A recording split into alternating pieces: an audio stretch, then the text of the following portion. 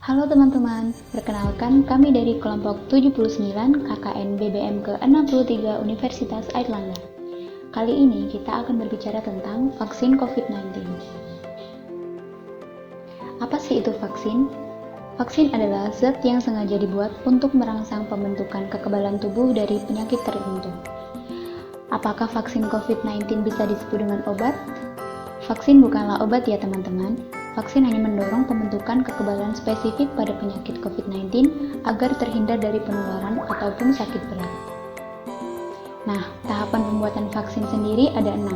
Yang pertama, uji penelitian dasar. Yang kedua, uji praklinik. Yang ketiga, uji klinik. Yang keempat, tahap persetujuan. Yang kelima, tahap produksi massal. Dan yang terakhir, tahap kontrol kualitas.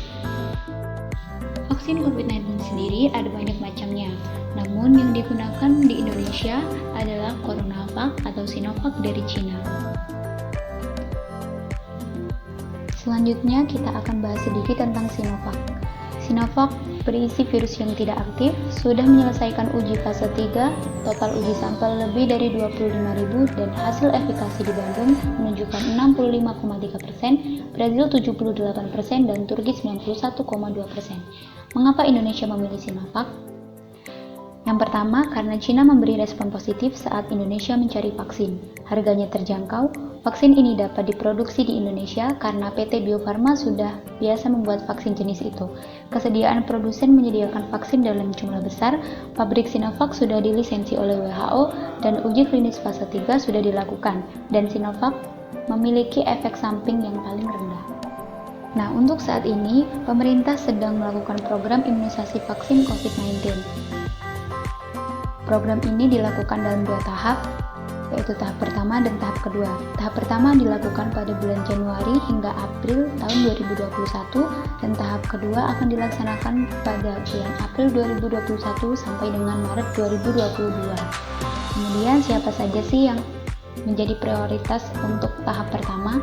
Yang pertama ada tenaga kesehatan, yang kedua ada tokoh agama, yang ketiga tenaga pendidik, yang keempat aparatur pemerintah, yang kelima peserta BPJS, dan yang keenam masyarakat usia 18 sampai 59 tahun. Seperti yang telah kita ketahui bahwa tidak ada satupun vaksin yang tidak menimbulkan efek samping. Efek samping yang mungkin akan muncul ketika setelah divaksin antara lain nyeri pada bagian suntikan, kemerahan, bengkak, demam, sakit kepala, hingga gangguan kulit. Berikut adalah beberapa hoax seputar vaksin COVID-19. Yang pertama, vaksin tidak diperlukan, virus akan hilang sendiri. Pada dasarnya, ketika ada virus atau antigen yang menyerang tubuh, maka tubuh akan menghasilkan antibodi atau kekebalan tubuh. Nah, antibodi ini akan melawan virus atau antigen yang masuk agar tidak menyerang ke seluruh tubuh.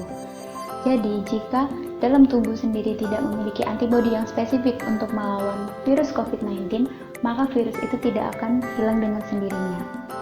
Yang kedua, vaksin COVID-19 berbahaya. Memang pada uji klinis fase 3 hanya dilakukan pada usia 18 sampai 59 tahun. Oleh karena itu, pemerintah memprioritaskan pada kelompok usia tersebut karena belum diketahui secara pasti efek samping jika vaksinasi ini dilakukan pada anak-anak dan lansia. Yang ketiga, vaksin belum selesai diuji, kita hanya sebagai kelinci percobaan. Faktanya, Sinovac telah menyelesaikan uji fase ketiga dan hasil menunjukkan terjadi penurunan kasus sekitar 65,3% pada kelompok yang melakukan vaksinasi dibandingkan kelompok yang tidak melakukan vaksinasi.